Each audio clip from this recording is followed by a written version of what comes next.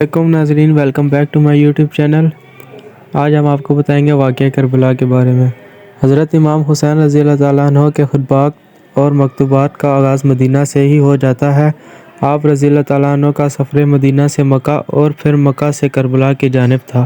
اہل مدینہ نے آپ رضی اللہ تعالیٰ عنہ کو مدینہ میں ہی رہنے کا مشورہ دیا، لیکن آپ رضی اللہ تعالیٰ عنہ کو معلوم تھا کہ شہادت کا یہ سفر کربلا پہنچ کر ہی مکمل ہوگا اور یہ دور حقیقت پسند حقیقت فکر و دل اور سچائی کے متلاشی کربلا سے روشنی حاصل کرے گا۔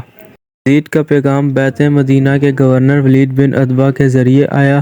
اس وقت امام علی مقام رضی اللہ تعالیٰ عنہ مسجد نبوی میں ہی تھے۔ ولید کا پیغام تھا کہ ایک حساس مسئلہ درپیش ہے، لہٰذا آپ رضی اللہ تعالیٰ عنہ جلدی تشریف لے آئیے۔ جب حضرت امام حسین رضی اللہ تعالیٰ عنہ ولید سے ملے تو ان نے یزید کی بیعت کا معاملہ پیش کیا۔ آپ رضی اللہ تعالیٰ عنہ نے فرمایا، مجھ جیسا شخص کسی بھی صورت میں اس کی بیعت نہیں کرے گا۔ گویا امام علی مقام رضی اللہ تعالیٰ عنہ یزید کی بیعت اور اس کی حکومت کو غیر قانونی سمجھتے تھے۔ آپ رضی اللہ تعالیٰ عنہ نے یزید کی حکومت کے خلاف اپنے انقلابی موقف کا مکمل اظہار کیا۔ اوان انصار کی کمی، لوگوں کی بے وفائی اور عوام الناس پر چھائی خوف و ہراس اس کو جانتے ہوئے اس کا راستہ انتخاب کیا۔ جو آپ رضی اللہ تعالیٰ عنہ کا پاک و پاکیزہ خون رائے گاہ نہیں گیا اور اپنی وسیع مشینری کے باوجود حکمران اسے چھپا نہ سکے۔ ولید بن عتبہ سے ملاقات کے بعد آپ رضی اللہ تعالیٰ عنہ کو یقین ہو گیا کہ حکمرانوں نے بیعت کے سلسلے میں تصادم کے راستے کی ابتدا کر دی۔ حضرت امام حسین رضی اللہ تعالیٰ عنہ نے مدینہ سے روانگی کا فیصلہ کر لیا اور روانگی سے قبل پہلے رسول اللہ صلی اللہ علیہ وسلم کی زیارت کے لیے تشریف لائے اور ارشاد فرمایا۔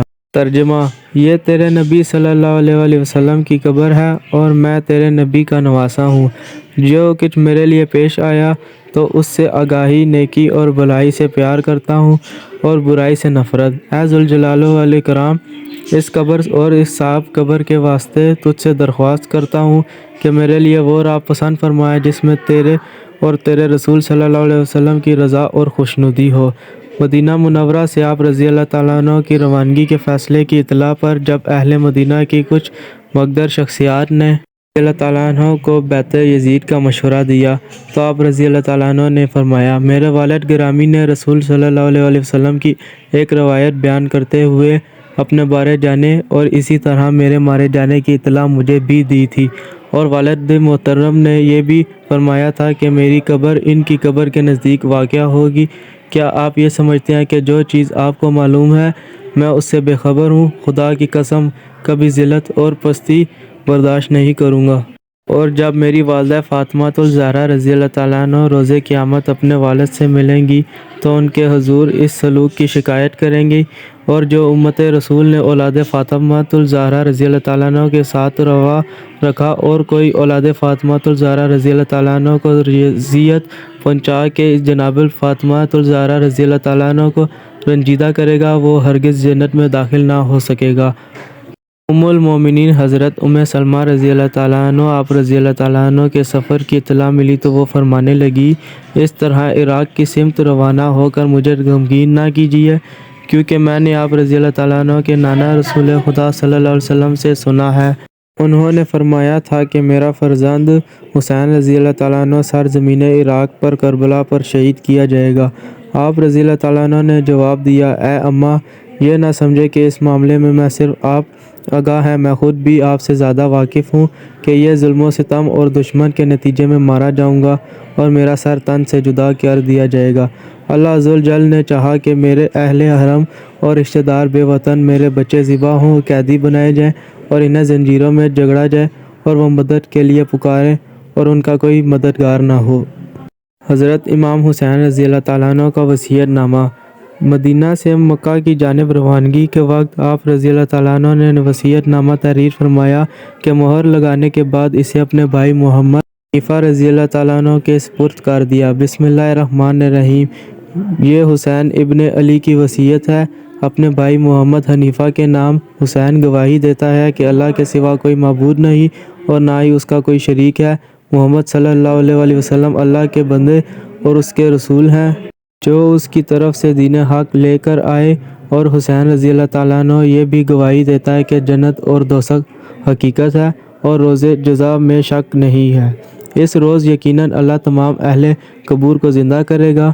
توحید، نبوت اور قیامت کے بارے میں اپنا عقیدہ بیان کرنے کے بعد اس سفر کے مقاصد الفاظ میں بیان کیا۔ مدینہ سے میرا نکلنا خود پستی اور تفریح کی غرض سے ہے اور نہ فساد اور نہ ظلم و ستم میرا مقصد ہے۔